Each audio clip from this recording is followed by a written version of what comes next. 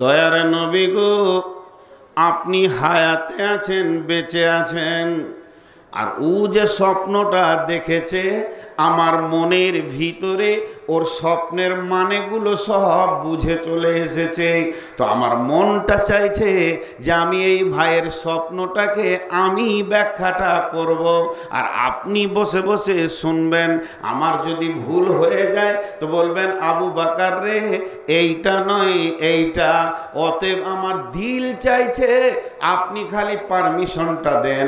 Permission নেওয়ার জন্য আপনার মুখের দিকে দেখছি, আর ও যে স্বপ্নটা দেখেছে তার জন্য ওর মুখের দিকে একবার করে দেখছি। যদি আপনার পারমিশনটা হয়ে যায় ও দয়ার নবী গো, তাহলে ওর স্বপ্নের ব্যাখ্যাটা আমি দিব। নবীজি বলেন আবু বকর চলো তুমিই বলো, তোমার যখন এত ইচ্ছা তো বলো। এবার আবু বকর শুরু করলেন, কি বলতে লাগলেন?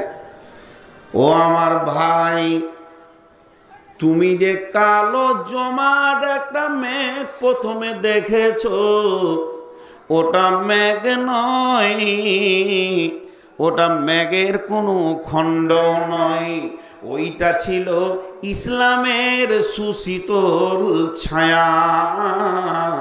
ইসলাম যে পৃথিবীতে আসতে শুরু করেছে তার যে একটা মিষ্টি ছায়া আছে, ওর ছায়ার আওতাভুক্ত যারা এসে যাবে, ইসলামের আইনকে যারা পঙ্খানো মেনে নেবে, তারা যে শান্তিতে বাস করবে পৃথিবীতে, আখেরাতেও গিয়ে ধরেন তারা আরশের ছায়া, রহমতের ছায়া পেয়ে যাবে।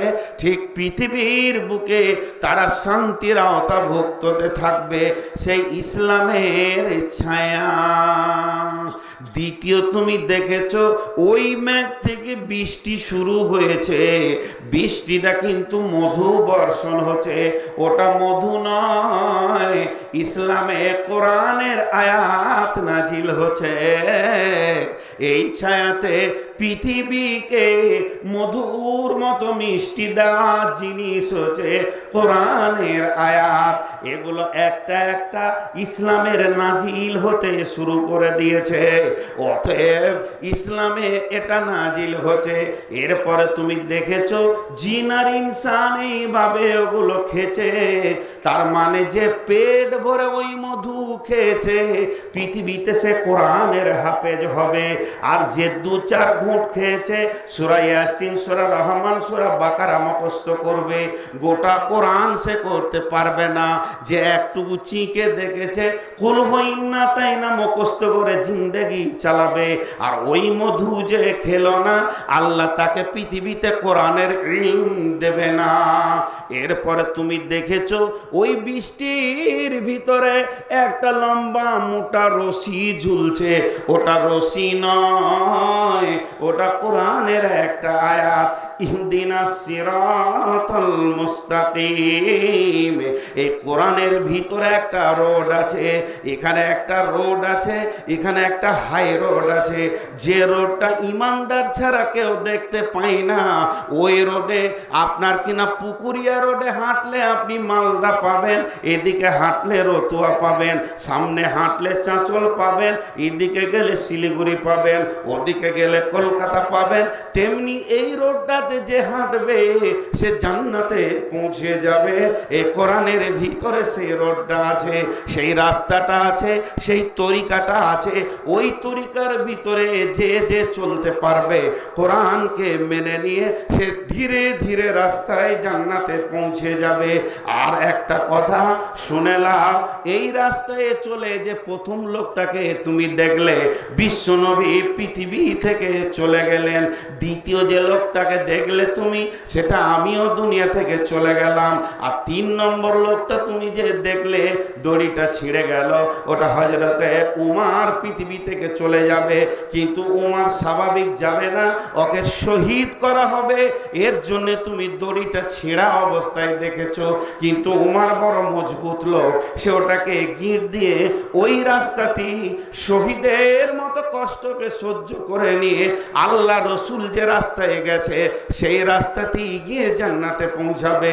তোমার ঘুম ভেঙে গেল, আরো যদি ঘুমাতে তুমি আরো অনেককে ওই রাস্তায় যেতে দেখতে। সেই তরিকাটা, সেই রাস্তাটা, সেই আইন, সেই ল, সেই রুল, সেই প্রসিডিওর বন্ধ হয়নি। সেই সুন্নত আজও আছে, সেই হুকুম আজও আছে। চলতে পারলে আজও ফায়দা পাওয়া যাবে, আজও ফায়দা পাওয়া যাবে। কোরআন প্রতিদিন সূর্য উঠে আর কোরআনও প্রতিদিন নতুন আপডেট হয়। কোরআন পুরাতন লয়, প্রতিদিনের মোকাবেলা করবে কোরআন। জি ভাই, আপনারা একটু ধৈর্য ধরে, আমি 10টা ধারা বলবো এবার দিয়ে। 10টা ধারা আল্লাহর যখন বলা হচ্ছে তা আল্লাহ কি শব্দ ব্যবহার করছে দেখেন মুখে। ধরেন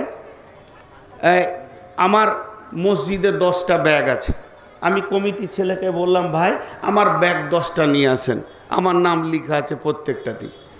8টা 10টা ছেলে দৌড়লো, মৌলানার যখন হুকুম তো যায়, দিয়ে ব্যাগগুলো নিয়ে আসলো। 50টা ব্যাগ ছিল, আমার 10টা বেছে নিয়ে এসছে। ওরা যখন এখানে নামিয়ে দিল 10টা, তখন আমি বলছি ও আন্না হাজা, এইগুলি আমার ব্যাগ। তো আল্লাহ ঠিক 1 ধারা, 2টা ধারা, 3টে ধারা, 4টা ধারা বলার পর যখন 10টা পুরো হয়ে যাচ্ছে, আল্লাহ ওই শব্দ ব্যবহার করছেন ও আন্না হাজা সিরাতি মুস্তাকিমা, আমার এই 10টা ধারাই হলো সোজা রাস্তা। কেউ যদি এই আইনের ভিতরে চলে সে যেন সোজা রাস্তায় চলছে। ফাত্তাবিউহু, আল্লাহ বলছে চলতে থাকো, চলতে থাকো, চলতে থাকো। ওয়ালা তাত্তাবিউ সুবুলা, যখন তুমি হাই রোডে চলবে ডান দিকে বাঁ দিকে অনেক রাস্তা দেখতে পাবে। একদিকে পীর সাহেব ডাকবে, একদিকে দাঁতা সাহেব ডাকবে, একদিকে পার্টির নেতারা ডাকবে, একদিকে মাতালেরা তোমাকে ডাকবে, জুয়ারি তোমাকে হাতছানি দেবে, সুদারু ব্যাংক তোমাকে নতুন নতুন লাভ দেখাবে, ফিনান্সিয়াল কোম্পানি তোমাকে ডাকবে ফাইন্যান্স করার জন্যে, যাতে করে তোমার ইমানটা ভেঙে যায়। আল্লাহ বলছে কোনো দিকে তুমি তাকাবে না। ফাত্তাবিউহু ওয়ালা তাত্তাবিউ সুবুলা, অন্য রাস্তা দিকে যাবে না। যদি তুমি চলে যাও তো কি লস হবে? ফাতাফাররাকা বিকুম আন সাবিলি, আমার রাস্তা থেকে, আমার থেকে, আমার রসুল থেকে অনেক দূরে তুমি সরে চলে যাবে। যালিকুম ওয়াসাকুম বিহি লাআল্লাকুম তাত্তাকুন, আমি আল্লাহ তোমাদেরকে ওসিয়ত করছি, যদি তোমাদের দিলে ভয় থাকে তাহলে আমার ওসিয়তটা গ্রহণ করে না।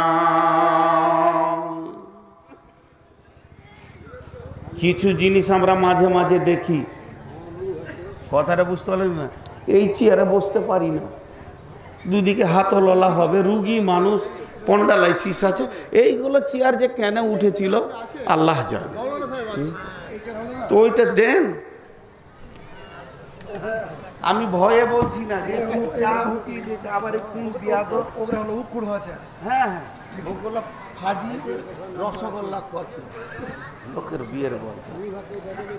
বুড়া মানুষ এখন ভালো লাগছে, হ্যাঁ শরীর ঠিক আছে, মরবো না এখন, জালসাটা শেষ হবে দিয়ে মরবো।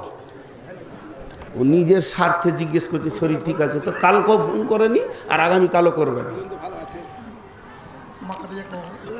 কি এমন দরদ। তো এবার আমি একটা একটা করে ধরছি, খুব ধ্যানের সঙ্গে শুনবেন, কারণ কিছু জিনিস আছে আমরা মাঝে মাঝে দেখি, মোবাইলটা দেখি কতটা চার্জ আছে, এ চার্জ নাই রে, চার্জ কর। রিচার্জ কতটা আছে, টাকা ব্যালেন্স আমার আর কদিন আছে, এই টাকা ঢুকিয়ে নিলাম, এগুলোকে আমরা রিচার্জ করি। তো ঠিক ওই রকম মোবাইলে ফোন পেতে দেখে নি আজকে একজনকে 50,000 লাগবে, কতটা আছে না নাই, সব দেখা সম্ভব, কিন্তু এটা কোনোদিন দেখা যায় যে আমার আর কদিন হায়াত আছে? যদি অ্যাপস ডাউনলোড করা যেত যে আর ক ঘন্টা আছে, তাহলে মজা লাগতো। দুটো মার্ডার করে নিয়ে তারপর তৌবাতে নামতাম, কিন্তু সেটা দেখা যাচ্ছে না। আর দেখা যাচ্ছে না কি আমার নেকি কতটা আর গুনাহ কতটা, ব্যালেন্সটা কি অবস্থায় আছে দেখার কোনো ক্ষমতা নেই। আর দেখা যাচ্ছে না কি আমি ঠিক আছি তো, আমি ঠিক আছি তো, আমি ঠিক আছি তো, আমার রাস্তা ঠিক জান্নাতের রাস্তায় আছে তো, দেখার কিছুই নেই, কোনো অ্যাপস নাই পৃথিবীতে। অন্ধের মতো হাঁটছি, ঘটনা যে কি ঘটবে মরার পরেই ঘটবে। তো এগুলো দেখার কোনো রাস্তা নেই। আমরা নিজেদেরকে সব কিছু দেখে নিতে পারছি, কিন্তু আখেরাতের রাস্তা দেখার কোনো বিষয় নেই। তো ভাইরা আমার, এটাও দেখতে হবে যে আমার রাস্তা ঠিক আছে কি না, আমার রাস্তা ঠিক আছে কি না একবার করে টেস্ট করতে হবে। রাস্তা ঠিক আছে কি না কে বলবে? ট্রাফিক পুলিশ বলবে। কে বলবে? ইঞ্জিনিয়ারিং প্ল্যান যে বোর্ড আছে সেই বোর্ড বলে দেবে কোন দিকে যাব, কোন দিকে যাব না, কোন দিকে রতুয়া, কোন দিকে চাঁচল, সব সেই বোর্ড বলে দেবে। কোন দিকে মালদা, কোন দিকে বাহারাল, সেই বোর্ড বলবে। তাহলে আমার কাছে সেই বোর্ড তো নাই, বলে হ্যাঁ আছে। মাঝে মাঝে জিজ্ঞেস করতে হবে কোরআনকে। ধরেন আমি নূর মোহাম্মদ, কোরআনকে বলছি, কোরআন আমি জান্নাতের পথে আছি। জীবনের 52টা বয়স কাটিয়ে দিলাম, বছর হাঁটছি জান্নাতের দিকে, তো রাস্তা ঠিক আছে? কেউ 80 বছর, কেউ 70 বছর, কেউ 10 বছর, কেউ 20 বছর, কেউ 50 বছর হাঁটছি একটা রাস্তাতেই জান্নাতে পৌঁছানোর জন্যে, কিন্তু আমার রাস্তা ঠিক আছে? কোরআন বলবে তুই কি করিস? আমি কোরআনকে বলছি নামাজ পড়ি না, জুয়া খেলি, মদ খাই, তাসের আড্ডাতে বসি, আর সব সময় মানুষের সঙ্গে ঝগড়া বিবাদে মেতে থাকে। কোরআন আপনাকে বলবে রুখে যা, রুখে যা, তোর রাস্তা অনেক দিন আগে ভুল হয়ে গেছে। গাড়িটাকে ব্রেক কর, ব্যাক কর, হ্যান্ডেলটা ঠিক মতো ধর, দিয়ে এবার নামাজের মসজিদে ঢুকিয়ে দে, রোজা রাখ, এই রোডটা ধর, তোর রাস্তা ভুল হয়ে গেছে। আবার আমি বলছি নূর মোহাম্মদ যে আমার রাস্তা ঠিক আছে তো? কোরআন বলছে তুই কি করিস? বলে আমি করি 5 ওয়াক্তের সালাত আদায় করি, কোনো হারাম খাই না, বহু হারাম খোররা ডাকতে আসে আমি যাই না, আমি রোজা রাখি, আমি হজ করি, আমি যাকাত দিই। কোরআন বলছে চলতে থাক, চলতে থাক, চলতে থাক, তোর রাস্তা ভুল হয়নি, ঠিক রাস্তাতে তুই রয়েছিস। অতএব তুই একদিন জান্নাতের দরজায় গিয়ে পৌঁছে যাবে, আল্লাহর রহমতের ঘরে তুই ঢুকে যাবি। অতএব পৃথিবীতে আল্লাহ এটাকে ট্রাফিক করে পাঠিয়েছে, বিশ্ব মানবকে রাস্তা দেখাবে। এটা কি নিয়ে? দয়ার নবী বেঈমান কাফের মুশরিকদেরকে জান্নাতি বানিয়ে তাদের নামের শেষে রাদিয়াল্লাহু আনহু এনে দিয়েছেন। অতএব বন্ধু আমার, আল্লাহ বলছেন নবী হে, আমার গোলামদেরকে, তোমার উম্মতদেরকে বলে দাও, কুল তাআলাউ আতলু মা হাররামা রাব্বুকুম আলাইকুম আল্লাহ তুশরিকু বিহি শাইআ। 1 নম্বর ধারাটা ধরলাম, 10টা বলবো। কয়টা বলবো? এরা শুনছে নাকি? শেষ করে বলছেন। কয়টা বলবো? 10টা লয়। এবছর 5টা, সামনে বছর 5টা। দমে কুলাই না, পানি খেয়েছি না। নেবে দাও, ইউটিউবে শুনে নেবে, অন্য জায়গায় বলবো। আল্লাহ তুশরিকু বিহি শাইআ। নবী হে, তুমি 1 নম্বরে বলে দাও আমার গোলামেরা যেন শিরকের মতো গুনাহ না করে। তাহলে বান্দা আল্লাহ আল্লাহ বান্দা সম্পর্ক কেটে যাবে। তারপরে বাকিগুলো মানলো আর না মানলো এতে কিছু যায় আসে না। মুশরিকের কোনো দান খয়রাত দোয়া নামাজ রোজা কিছুই কবুল হয় না। অতএব বন্ধু, আল্লাহ তাবারক ওয়া তাআলা বললেন, আমার গোলামদেরকে নবী হে তুমি বলে দাও, কুল তাআলাও আতলু মা হারামা রাব্বুকুম আলাইকুম আল্লা তুশরিকু বিহি শাইআ, আল্লাহর সঙ্গে অন্য কাউকে শরীক করবে না।